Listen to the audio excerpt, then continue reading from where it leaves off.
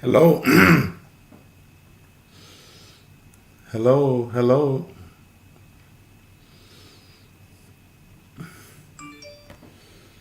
Yeah, there it is. Hello. Yeah. Hello, everybody.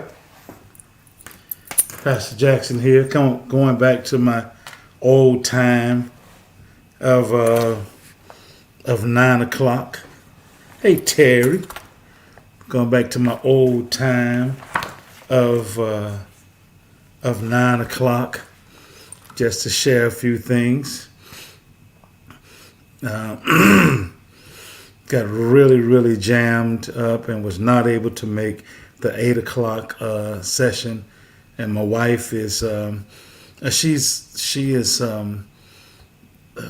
really about to complete her master's in Christian counseling, and she's going down the stretch with that, and so she is really jammed. And I thought that I would come on and I would just give a few tips to the couples and a few tips to the singles. That's it. Just tipping tonight.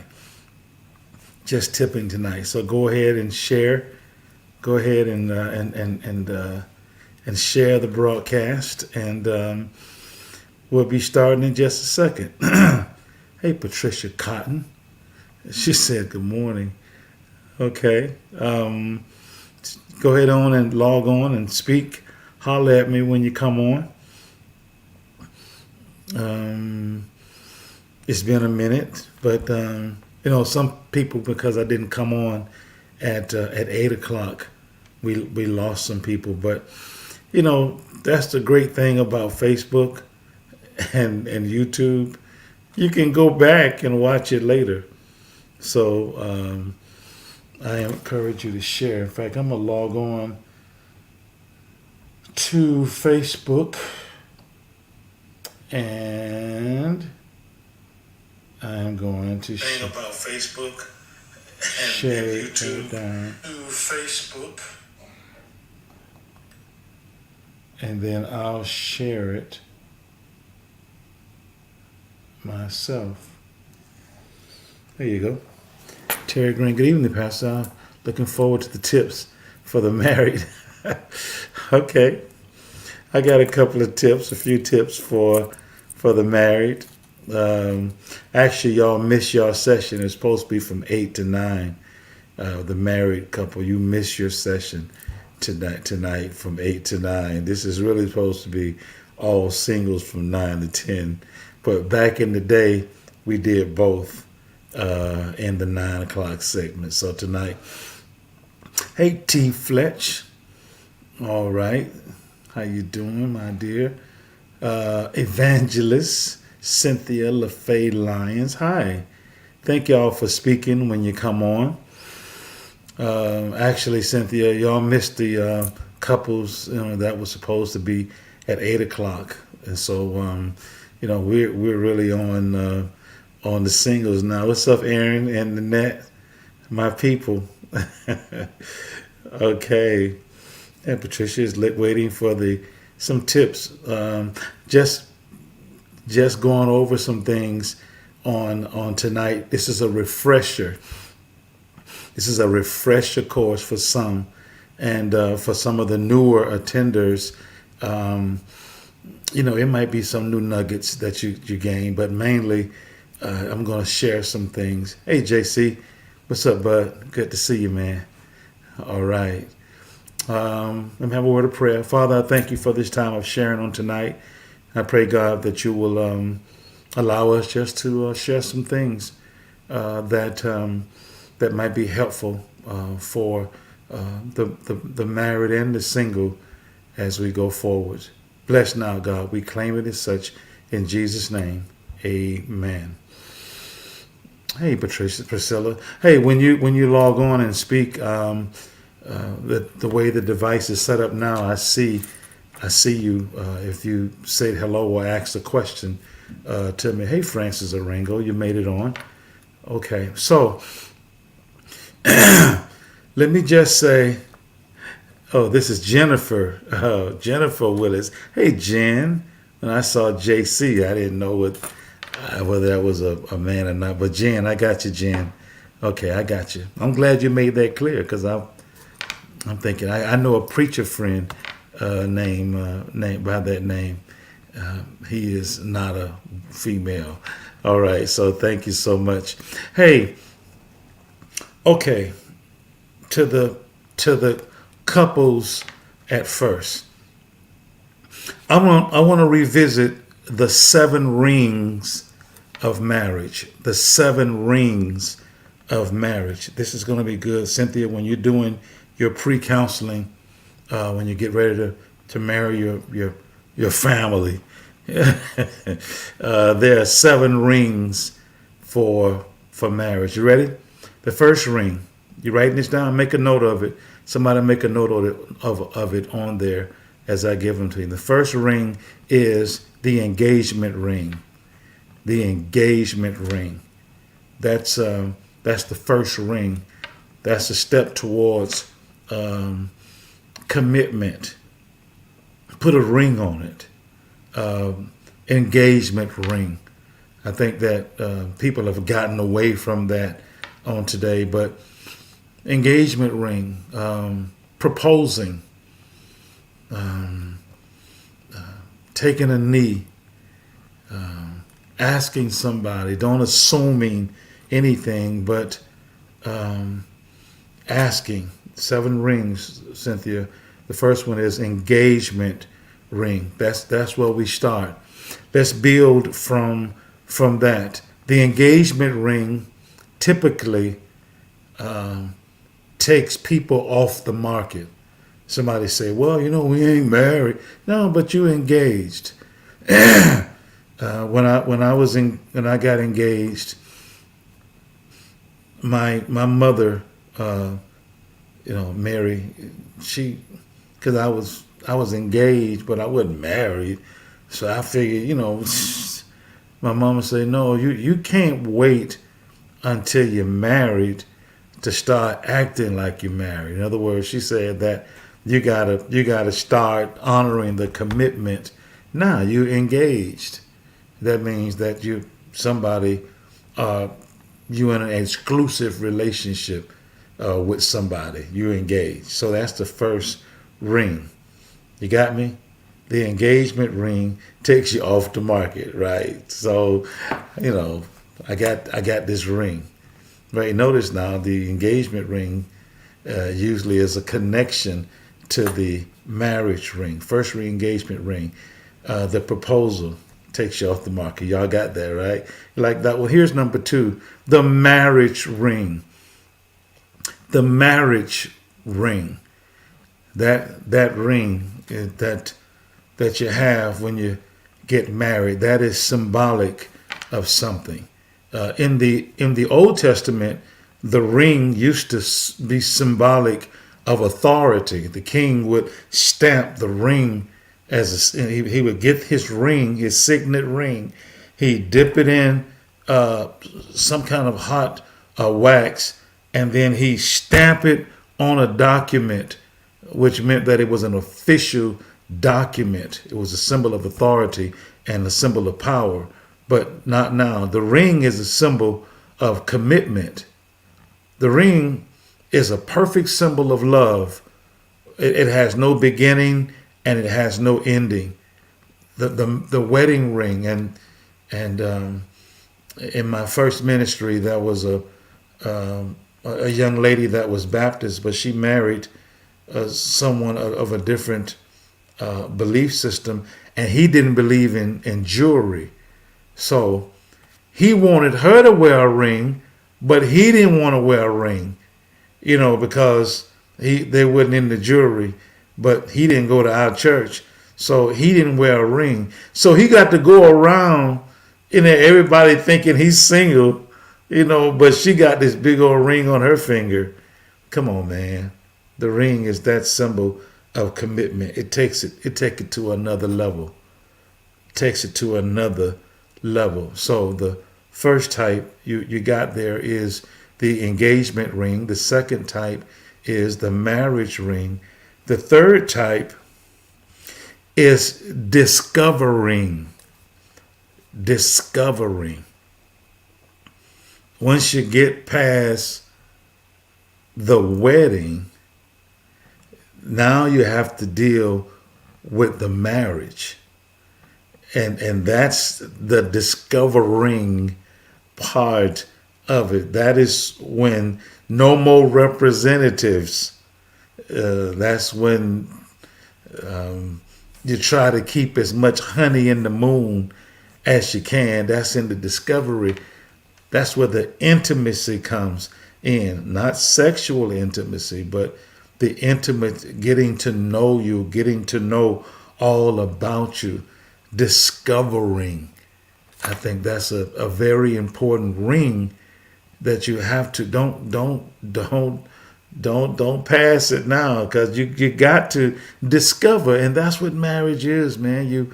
The Bible says this: dwell with them according to knowledge. Dwell with them according to knowledge. Getting to know my weaknesses and my strength.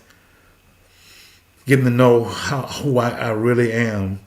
Discovering is the third type of ring. Oh, but the fourth type of ring is challenging. It's called persevering. Persevering. Got me?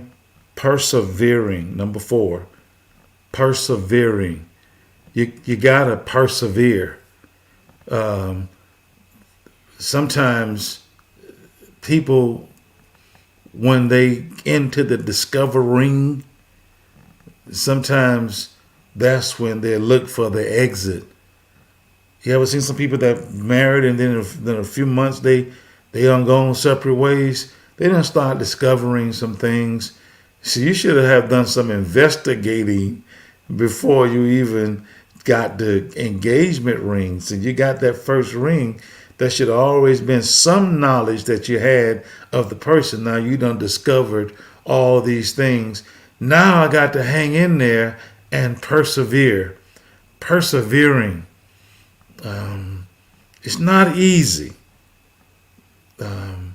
But you got to hang in there. Persevering. You made a vow.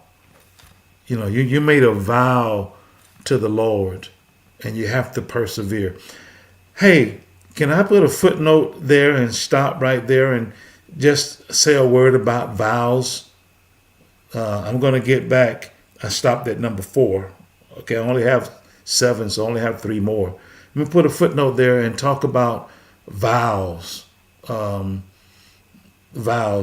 Cynthia, you're going to run into some situations where people want to write their own vows. They want to write their own vows. They don't want the traditional vows. They want to write their own vows, which are pros and cons. I don't talk them out of writing their own vows. If they want to write their own vows, then I don't stop them from doing that. But now the pros, can I give you the pros and cons? This is a single session, right? Is, when you want to, tie the knot, your mate might say, hey, we're going to write our own vows. Okay. So here are the pros to writing your own vows. You get to hear people's heart. It's not, I will and I do. Will you? Yes. Do you? Yes. Will you promise to do such and such? Yes. And, and so if I write my own vows, the last wedding I was in, and it was deep, man. It's pressure. It's pressure because one of them is a writer and the other is not. And so it's pressure, when one pulls out a whole sheet and the other say, I'm speaking from my heart. The pros of writing your own vows is that, you get to hear a person's heart in the ceremony and the way they, promise and commit to love you. you know, you know, mooning back. All right. Now here are the cons. The cons of writing your own vow is that many times people leave God out of the vow. If they when they write their own vow, they don't always include God in the vow. They start, I will love you. I love you until, the stars fall from the sky. I will love you until such and such and such. And I will always love you. I love you as long as you do such and such, but, what happens when they don't do such and such? What happens to that? And sometimes, people leave commitment out of the vows when they write them. And so sometimes if they choose to write their own vows, then you got to give them some kind of guidelines. They got to include Christ into the vows. You got to include God in the vow. This is a Christian marriage. You have a Christian minister performing the ceremony, and then you all describing a contract. I'll do this, that, if you do that, and I'll do this as long as you do that, and I'll do that. The Bible said that we have to learn to love each other in spite of, not just because of. And so sometimes the vows, when people say them, seem more like a contract, where marriage is a covenant relationship. All right, I just wanted to say that. I'm back. I just wanted to say that there's got to be careful of your own vow. So I stopped at number 4. So here's number 5. Number 4 was persevering. Man, if anybody has been married for any length of time, you have to persevere. There's sometimes your feelings going to get hurt. Sometimes you're going to hurt somebody's feelings. Sometimes you're thinking that you may not make it. I'm talking about sometimes the Bible said, and the old people say, don't let the sun go down on your wrath. Man, I couldn't do that with me. I mean, there's been many suns that have gone down on wrath. We didn't resolve them. And just think, what if one of us didn't wake up in the morning? What if while we wasn't speaking to each other, somebody got into a tragic accident and didn't make it? Suppose some deranged person on the job shot up the job while we still mad at each other. Man, persevering is so important. Pushing through it. Somebody got to yield. You can be right. You can be dead right. You can be dead right. You can win battles and lose the war. Yeah. I said you can win the battle. I won the argument. Okay, you won. Now go sleep in the next room. And so persevering is, we don't teach people how to persevere. We make it too easy for them to come back home. We make it too easy for them to get out. No fault divorce, irreconcilable differences. What is irreconcilable differences? They're going to be differences. People don't even change that much. There were differences before you got together. There were differences before you got married. Those differences attracted you. Now they repel you. So the differences. I mean, you can't use that. You can't use that. We all change. We're not the same. You're not the same person that you were, 20 years ago. It is said that every 7 years our bodies go through a cycle. Every 7 years something happens in our bodies, in our minds, and we have to make an adjustment and say, well, you ain't like we used to. If you ought to went to that workshop that we had at our church with the couples, one thing I went back over the tapes, and they was talking about romance, and how young people put so much emphasis on romance, and then as you get older, then it's really nice, but it ain't the whole thing. It's it ain't the whole thing. There's so many other components of being happy together, being happily married, and making the thing work, persevering. All right, now, I said all that to say number 5.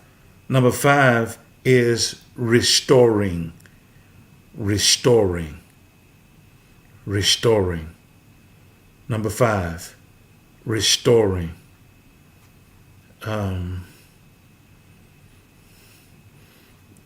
If there's been a breach, there's been disappointments.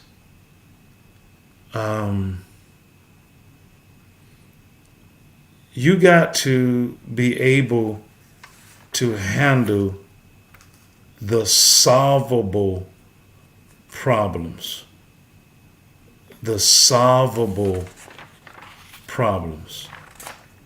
Some problems may be permanent and others are solvable. You gotta be able to restore the joy. You gotta ask the Lord to give you back your joy, man. You don't want to be in an unhappy relationship. And so you say, well, I persevered, I'm just here. No, man, once you're persevering, once you get that ring of persevering and you're still there, now you got to go for a restoration. If I survived it, if I survived it, if I survived it, then I've got to move into restoring. Remember, I told you that when there's a breach, are you listening to me? When there's a breach, you got to make some decisions. Relocation. Sometimes people relocate and they don't make it, and then somebody just remain, and then there's renovation. There are three things. Write those things down. I have 2 more rings. No, I got 2 more rings. But write these 3 things down. Whenever there's a breach, there are 3 things, 3 options. If it's bad, there is relocation. Relocation. That is when you go different ways. When you relocate, don't do like my dad used to say to my mom, and she when she got fed up, she go and she get her suitcase and she start throwing things in it and talking about she said she was tired of this, and then he get his suitcase and put it right next to hers. He said, me too. He said, I'm tired of this. He said, where we going? He said, you can leave me if you want to, but I'm going with you. That's what he said. We in this together. But the when you relocate, some of you all on second relationships and third, that somebody relocated. You relocate. So relocation is an option. But then some people remain. They didn't leave, but they just there. I persevered. I got that ring, Pastor, persevering, but there's no restoring. Because in order to have restoring, sometimes there has to be renovations. Some of y'all have had renovations. You remember how renovations affect the whole house? when you renovate, if you were renovating your kitchen, anybody ever had kitchen renovation? All the dust and all the commotion, all unsettling this and that, and then you can't use it. You can't use it while it's being repaired. Sometimes relationships have to be renovated. And if I'm going to stay in this situation, then it's got to be some changes. And I thank God for major renovations. We had an opportunity to relocate as a couple, but and I was like, so to me, I would have just remained. But my wife is like, no, we got to da da da, and next thing you know, da da da da. But you're trying to make it better. In relationships, sometimes you have to renovate. It costs money to do it. It costs time to do it, and it's inconvenient to do it. But it's worth it. It's worth it when you do it, because at the end of the day, when all the dust is cleared, when all the scalpels are taken down, when all the grout has been settled into the tiles, and you look at what you have now, it's not what you had then. Now I can live in this house with restoring. All right, so you got engagement ring, wedding ring, discover ring, persevering, restoring, but then, once you get that ring, here's number 6. Prospering. Yeah, man. I thought I was going to do that after married. I thought that was going to be, no, man, there's some things you got to go to before you can prosper. Prosperity is not always about money. Prosperity is not always about, economic empowerment. Sometimes, our soul needs to prosper. I'm telling you, when you in a happy marriage, when you in a great relationship, you prosper. You're prospering is very well. I want to prosper, and I feel like that's where the Lord has my wife and I in this stage of our relationship, prospering. Thank you, Lord. Thank you, Lord. Thank you for prospering, because that persevering thing, that's rough. That's rough. I've seen marriages after 30 years, people still go different directions. You can't take it off. You can't put it on autopilot. You got to keep working at it. Prospering. Don't you want to be prosperous? But here's the 7th ring. It's very important. The 7th ring is mentoring. Mentoring. Yeah, you survived for a purpose. Yeah, other people will benefit from your struggles. Yeah, all that is a part of your testimony. Mentoring. People want to know how you made it. Document the thing. Think about it. Put some thought to it. You didn't just hang on. Tell them you had to renovate. Tell them, man, you had to cultivate. You had to do some things. It's mentoring. I ain't no role model. Yes, you are. Maybe a bad one, but you are. People want to know how you made it. And anybody, when I marry couples and I counsel them and I tell them I've been married for 38 years, the eyes stretch. 38 years? How did you do that? And that's that mentoring. They want to know what's your secret? What do you have to do? The mentoring is important. It is the 7th ring, is mentoring. To the men, I noticed that we only have women that are responding here. Aaron, I saw you earlier. But to the brothers, I'll give you my last story, and then I'll say a few words to the singles. You got to treat your wife like Johnny Lingo. Like Johnny Lingo. You got to have a Johnny Lingo mentality.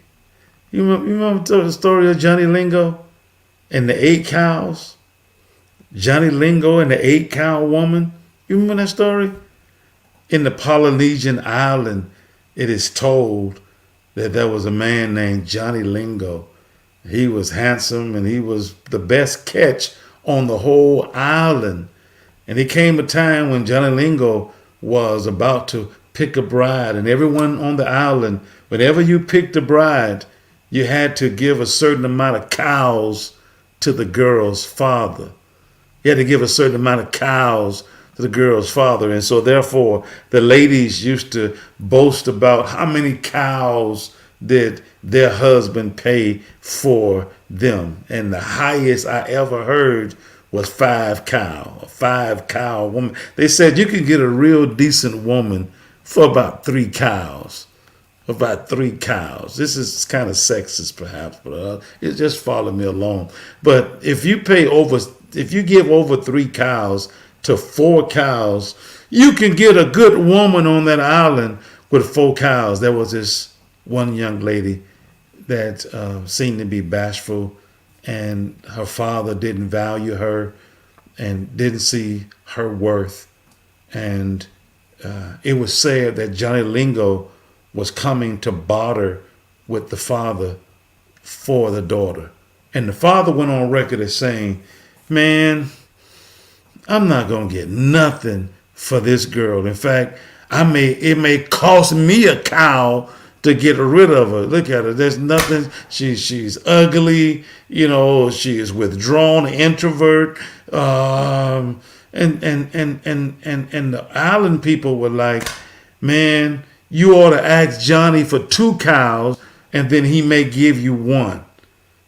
And so they come to the bartering, and Johnny said to the father, how many cows would you like for Malona?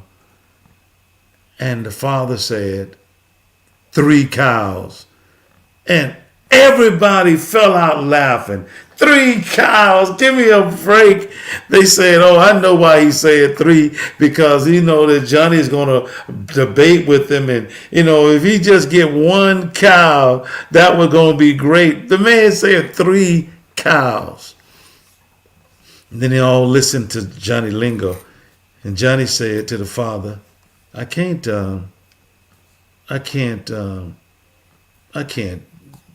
buy this woman for 3 cows. And the father's like, well, okay, well, what are you going to give me? I guess I can't give her away. He said, I'll give you 8 cows. Whoa, 8 cows. Oh my gosh, 8 cows. And so Johnny takes the lady, and they go off. The story said they went off for months on a honeymoon. And when it was heard that Johnny was back on the island, the father goes in to see his daughter. And he is so mad. He's so upset because she's beautiful now. She is beautiful now. And he comes out the door. He's screaming, you took advantage of me. She's a 10-cow woman. You took advantage of me. And Johnny was talking to a guy that came, and he said, what happened? What happened to this young lady? She is beautiful now. And Johnny said, when she was with her father, he devalued her so much till she thought that she wasn't worth but 1 cow. And I could have gotten her for 3 cows, but then I would have got a 3-cow attitude from the woman. I would have got a 3-cow attitude, and she would always know in her village that she was only worth 3 cows. He said, I'll tell you what happened. When I paid 8 cows for her, she realized her value to herself, and she started acting like an 8-cow woman. She fixed herself up like an 8-cow woman. She started working out. She started going through and she transformed herself. Somebody else believed in her, and then she believed in herself. And she knew that no other woman on the whole island had been bartered for 8 cows. I'm trying to tell you, when you make people feel like they're the best, when you value them and make them see the value of themselves. Lewis Greenup had a wife named Karen Greenup. They used to come to Miami. They're out of Louisiana. Great couple, very raw couple. He wrote a book once that said, women, love your body and let your husband love it too. That's what they said. Woman, love your body and let your husband love it too. Loving yourself, valuing each other. Johnny Lingo said, I wanted an 8-cow woman, and I paid for an 8-cow woman, and God gave me a 10-cow woman as a result of it. Y'all got it? You feel me? That's the story. And actually, you can Google the story. Just Google Johnny Lingo, and you'll see the story of the island, and you'll get to watch. It's about 23 minutes. I love it. I did it a long time since I've seen it, and I watched the whole thing again. You got it, Johnny Lingo. All right. Okay. To the singles. Hey, this is going back in the day. I used to do the married and tag the married over. I had told my wife I was tired. I wasn't even gonna come on. I had kind of told her that I'm just gonna take a pass. But the more I thought about it, and the more I said, you know what, I'm just gonna come on and say a few words. And so here, now, the first segment is this. Check this out. How low can you go? How low can you go? Right there, Teresa. How low can you go? That's the first segment here. How low can you go? You've made it this far with high expectations. You made it this far with the bar raised really high. But in this season, should there be a lowering of the bar? Can we be real? Can we be real? Because if my wife was here, she was like, no. Yeah, but she's been married 38 years. I'm talking to the singles. Should there be a lowering of the bar?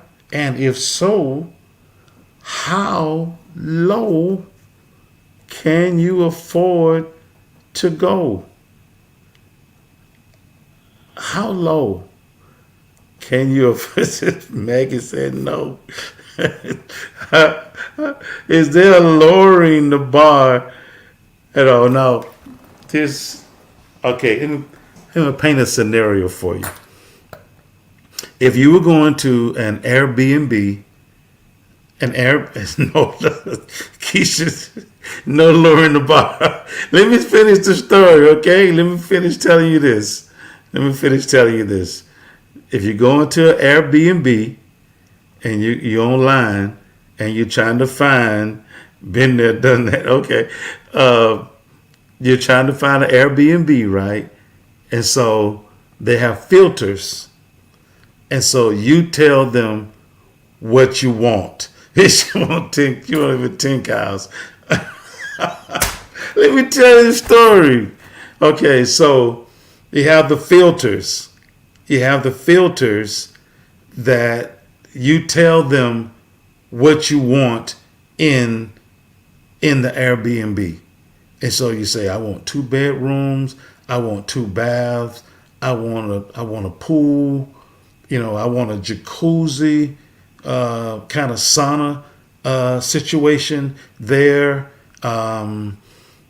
What else I want? I want a fireplace in it, and some other creature comforts. That's what I want.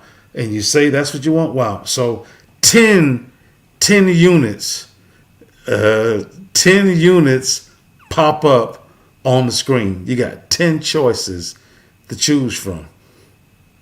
And you go through those 10 choices, but it's not really what you want. So what do you do? What do you do? Well, you assess the things that you may be able to do without. So you take off the jacuzzi, run it back through, bam! You got 20 more. Then you say, well, this is South Florida. I don't need a fireplace. You take out the fireplace, bam!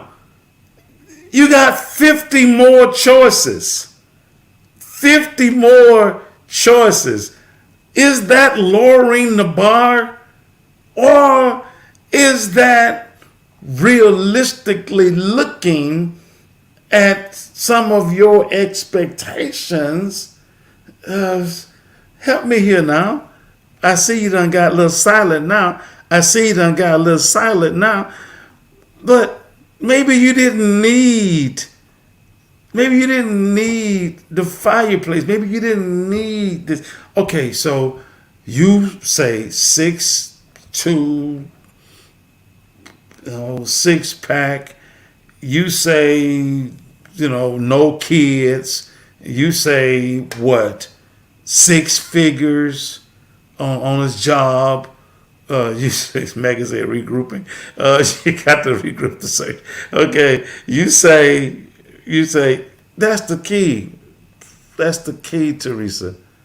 Realistic expectations. Realistic expectations. Realistic expectations. Okay. Suppose he does have a child. At this stage, they may be grown, or they may be young. Is that a deal breaker? You got to know your deal breakers. You got to know your deal breakers. You got to know your deal breakers. Let's say she said it sounds like settling. See, if my wife was here, she'd say, no settling. All right, I'm just, okay. All right, y'all don't want to be real. Okay, you don't want to be real. But I'm trying to tell you that you got to know your deal breakers. Know your deal breakers. If it's no smoking, if there's no drugs, you stick by that. You stick by that. Those are deal breakers. And you say, well, you might say no drinking. Yeah. Okay, how about no getting drunk? Okay, how about if he drinks wine? Is that a deal breaker? Lips that touch wine will never touch mine. And so I think that at one point in your life, and I'm not advocating lowering bars, but I am advocating realistic expectations, in that we need to get real now and realize what my bottom line is. I got a bottom line. I got a bottom line. Would you date somebody shorter than you?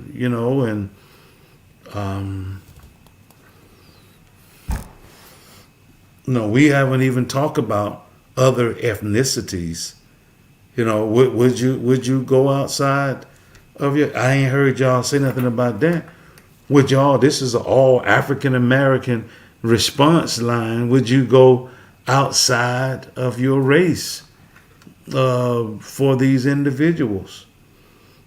Teresa said no. A lot of people said no, and and they lowered that bar a little bit to now they say nope, y'all ain't feeling that one right there. Okay. Suppose it's not six figures. Suppose he got a moderate house and he's got a solid job, but it ain't six figures. You know, what is six figures? What kind of job you have to have six figures? And so, are you just trying to find somebody that's going to take care of you? You got to think now. When you have that bar high, then you also have to get up there also to see what you bring into the table. Also, because people that are where you talking about, they also have expectations. Also, hello.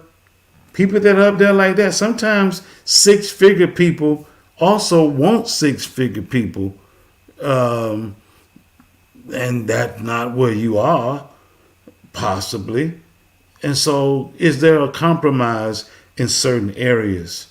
You got to find that, and you got to stop with this list thing, and you got to pray about it. You got to ask God for discernment. You got to ask God for discernment. You got to ask God for discernment. Ask God to show you their heart. Show you their heart. You saw one of Tyler Perry's movies where the guy he checked all the boxes. Good looking brother. But he was abusive. Even her mama was saying, baby, just be nice. Don't make him mad. Mama was like, I want this young man in my family. And she was like, he beats me. Well, that's got to be a red flag. That's got to be a deal breaker right there. In fact, it shouldn't even have to be hit you. It should be even talking about hitting you. Because everything starts with a thought and a conversation. If they even think about it, if they go around punching walls, that's a sign right there. Look for your bottom lines and hold on to that. But I still say, okay, write down the 4 levels of friendship. I'll revisit that real fast. The 4 levels of friendship. Stop skipping steps. 4 levels of friendship. First is casual. Can you compromise? Yeah,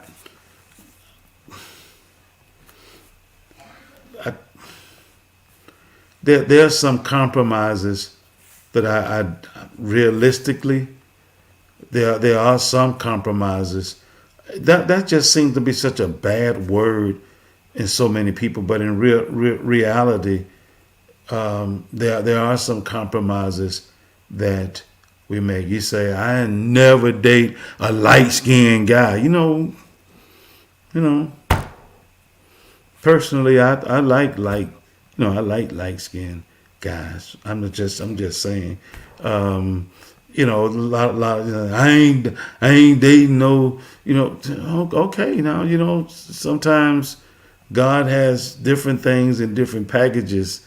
And so, but you have to be attracted to it as well. I think that is important too, because you got to be with that person, and you need to be with somebody that you're attracted to. Okay. Yeah, I feel you, Teresa, and I feel you there. All right, so 4 levels of friendship. Casual friendships. Everything has to start off casual. Don't skip this. Don't skip the casual friends. Don't try to make everything a date. is casual friendship. Don't make it a date. Well, he got to pay for this. No. Don't make everything a date. Be prepared to go Dutch. Be prepared to pay for your own sometime. This ain't no date. This is casual. We just kicking it. We just friends. That's where you start off at. You got to start in the friend zone first. That's where you start off as friend. Don't turn everything into a date, because there are some expectations that come along with that. And you let these people keep buying you food, since under expectations that come with that. Maybe not with the McDonald's and Burger King so much, but when Crafty Crab and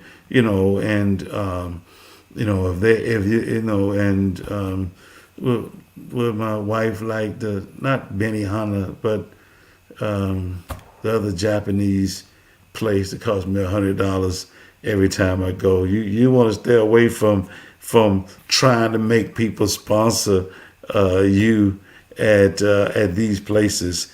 There are 4 levels of friendship. Casual friends. We just casual. Okay. And then number 2, if they survive the casual, then you have to move into the common samurai. Yeah, Jen, you know her. She loves samurai. Okay. But common, the common is a little deeper than casual. Okay, now we start trying to find out some things we got in common. This is a very important step, because sometimes people skip this step and go to the next step. But you got to find out what things you have in common. That's important. What things do you all enjoy doing together? What are your likes and what are your similarities? And don't be pretending you like stuff that you don't like, so that they can like you more. Be real. At some point, it can't just be the representative. Okay, I give you the representative on the first 2. On the first one, the casual, I can send you my representative on the casual. But when we start being more common, then I'm getting to know the real you better, what things we have in common. And if that works out, then we move towards close / commitment. It ain't no commitment in common relationships. It's not no commitment in that. We seeing other people. This is not exclusive. This is not. We enjoy each other's comedy. A lot of things in common. I like hanging out with you. But if we ever move into commitment or being close, that's the 3rd level of friendship. Now, when you get to that level, you move more into exclusivity at that point, wherein y'all both are saying, we can't be committed. Well, you can't. I can't. You don't want me to be committed, but you want to be having all these other friends. When you move into this level right here, this is a more serious letter. That's when you say, this is my friend, this is my boo. When you get over a certain age, you stop saying, this is my boyfriend. Yes, it is my friend. Yeah, this is my friend. Yeah, this is my special friend. This is my special friend. And so, that is the 3rd level of friendship there. And if it progresses, if it continues, then the next step is a covenant friendship. A covenant friendship. Now, I got to tell you that these steps of friendship don't have to just be with opposite sex. You can have these levels of friendship without being gay. or without being homosexual. These 4 levels here, you can. This is that ride or die type situation. I got friends that are casual. You ain't trying to share too much with them. You got some friends that are common. They'll go to church with you, and then we'll go to a brunch. We might even go to a house party. We may go different things. And we got things in common. I don't drink. You don't drink. You don't smoke. I don't smoke. We got some things in common, so we kind of kick it. We like hanging out. You ought to hang out with people that you got things in common with. It's like interests. I'm talking about if I had my boy, my fella, we like to play golf. We go play golf. We plan golf trips someplace where we go and we hang out. Some of the guys like going to cigar bars. I'm not really into the cigar bar thing. That's not my thing. I grew up with cigars, so I ain't trying to be in no room filled with cigar smoke. I had my share of that growing up. So that is the last thing that I want to do, but I'm not judging you. But we don't have that in common. And guess what? I don't get invited to some activities.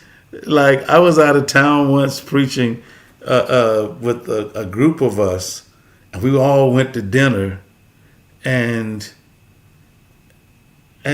they took me back to the hotel, and I thought everybody was going. They dropped me home like you drop a kid off to the home or something while they go to a cigar bar. They say, Jack, you don't partake. So no, I agree. Only have things in common. So you got your boys, you got your girls, and then you got those committed girls, those committed young ladies. You need some committed people in your life, same sex. You need individuals that are committed in your life. Y'all are close, man. You are close. Thing that you can share with them. You know when you're close, when I can correct you without you falling out with me. Now, how we gonna be close if I can't even check you? I can't even correct. I can't say nothing negative to you, but you say, "Oh man, we close. Yeah, we commit. We not, man. I'm walking on eggshells around you because I know you. You can't handle constructive criticism, and you ought to know. Consider the source.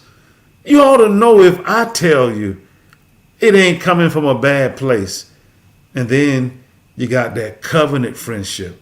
I think that's that David and Jonathan covenant. That David and Jonathan thing is serious. That is a covenant friendship. Y'all ain't gonna have a whole lot of them in life. You never have more than 4 or 5 of them, maybe 1 or 2 individuals that will take it to the grave. Just as Josh, may the Lord watch between me and thee while we're absent one from another. If something happened to my family, you take care of them. If something happened to your family, I got them. If something happened to a friend, a close friend, and they tragically are taken out, or they on the deathbed dying of some catastrophe or some disease, you say, I got your kids. They won't never want for nothing. That's covenant friendship. And I thank God for that. Hey, I got one more segment for the singles. I know it's 2 after 10 now, but I did go over a little bit with the couples there. So I want to say this, without sounding too religious. Hey, Tracy, and my sister Tracy on, and Pamela Odom is on here. Really? Okay. Hey, Sister Tracy. That's my middle sister. Her name is Tracy Michelle Jackson. And so Vickers. She's always a Jackson. But here is a segment of 5 ways to handle your hormones. 5 ways to handle your hormones. Write this down, T. Y'all was writing before with the couples. Write this with the single. 5 ways to call your old name. Yes, 5 ways to handle your hormones. And this is taken from the Joseph story. Joseph was a single at that time. And I think that churches ought to give singles a break and show them some love. I think that churches are too hard on singles. It makes singles think that something wrong with them for being single. Jesus was a single. Paul was a single. Ain't nothing wrong with being single. I believe that God has a high calling for single. I think it ought to be some of the best times of your life. I think you ought to enjoy your singleness. But you gotta watch out for the hormones. Hormones. Let's look at the Joseph story, and then how much time I have? Okay, I got 5 minutes. I got 5 minutes to tell you this. Okay, number one, and we talked about it earlier. Know your bottom line. Know your bottom line. I talked about how low can you go. When you're talking about watching your hormones, you got to know your bottom line. Joseph knew his bottom line. Joseph knew his bottom line. You know, when he was propositioned by Sister Potiphar's, he knew his bottom line. He says to himself, how can I do this great evil to my master? And how can I sin against God? He knew his bottom line. You always have to remember who you are and whose you are. All right? That's the first thing. All right, here's number 2. Communicate clearly your position. Communicate clearly your position. You know, you gotta communicate clearly. You can't, your mouth say no and your body say yes. You gotta have them both together. They got to be in sync. You got to know that, and no means no. No, you got to communicate clearly your position. That's what Joseph told Sister Potiphar's. He said, I can't do this because your husband has put me in charge of everything except you. That's what he communicated. He didn't do no good, but he did communicate it properly. I think that we must make sure that we keep things in perspective. All right, number 4.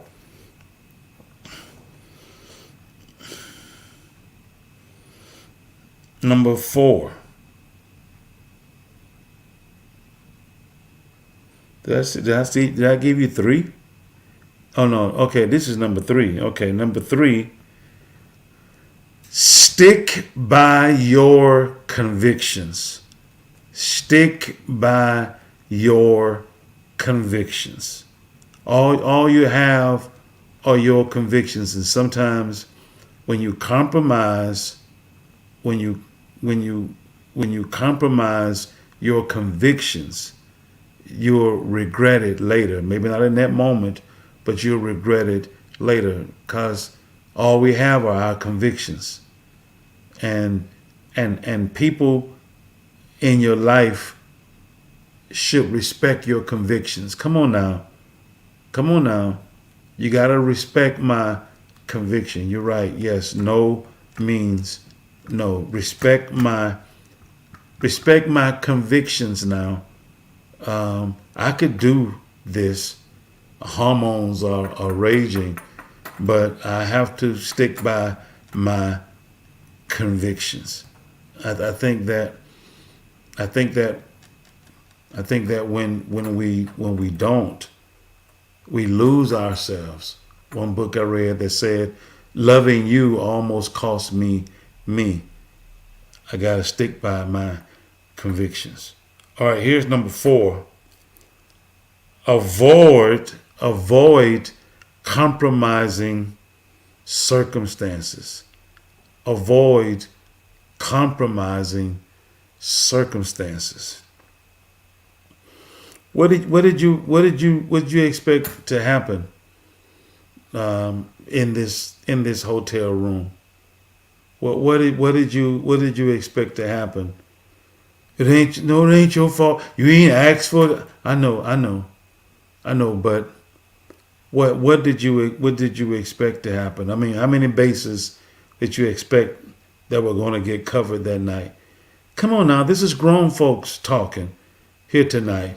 I'm not talking to the children. I'm not talking to the college kids that, sometimes they end up in circumstances that, but I'm talking to grown behind people that circumstances. Come on now, that there are certain situations and circumstances that that even communicating your position when you're already in a compromising situation.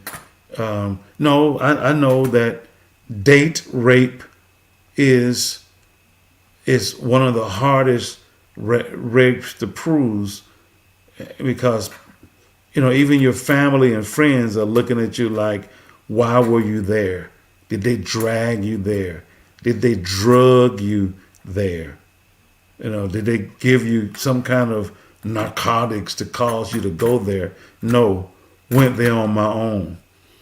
Avoid compromising. Who among us have not been in compromising situations? I mean, who? I sound like an owl, I know, but I mean, it's life. We've done that. The things I'm telling you now, you could write a book on it yourself, but I'm verbalizing it to you tonight that you have to avoid compromising circumstances. And then last of all, run for cover. Run for cover. I ain't running. I'm run for cover. That's what Joseph did. Joseph ran. When I said avoid compromising circumstances, Joseph was set up. Joseph didn't go to that house expecting to be the only one home. Joseph didn't know that Sister Potiphar's gave all the other servants the day off. Joseph wouldn't have even gone in there had he known that was a trap she was setting. But when he found out, he got out of there. He ran out of there. She grabbed his coat and ended up lying on him. But he got out of there. Somebody said he lost his coat, but he kept his character. He lost his coat, but he kept his character. Run.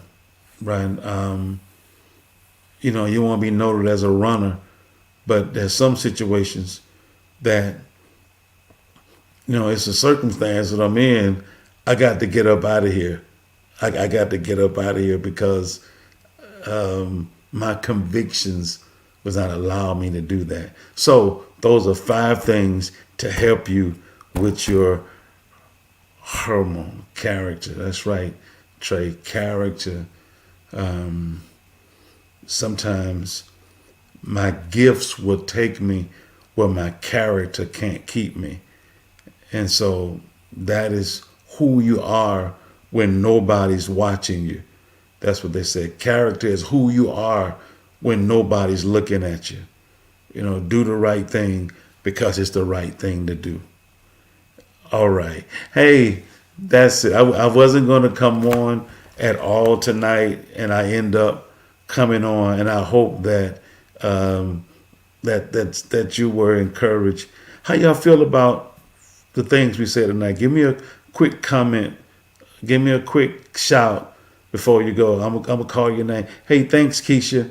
Thanks, Adrian. I see you there. Come on, say goodbye to me. Give me a shout really fast. Thank you, Maggie. God bless you so much. I don't do this very often, but I just want to be able. Hey, Patricia, you're welcome. Very good. God bless you so much. Anyone else want to holler at me? Goodbye, Sabrina. Thank you for logging on tonight, my dear. Keisha, good points. Put them into practice. She said she wants 10 cows. Dolores Coates. God bless you, Dolores. I didn't know you was on with us tonight. Anne Marie. Hey, a wealth of knowledge. Thank you, Anne. Thank you for logging on tonight. Vanita, Barbie. I haven't heard from you on the prayer line in a while, Vanita. You're welcome so much. Priscilla Ward, you're welcome. My man Aaron, thank you, bro, hanging up for the brothers on tonight. Olive Williamson, thank you, Olive, and Evangelist Cynthia LaFay Lyons. God bless you, my dear. Thank you for shouting. Jennifer Willis, God bless you, my dear. Nanette, also, not just Aaron.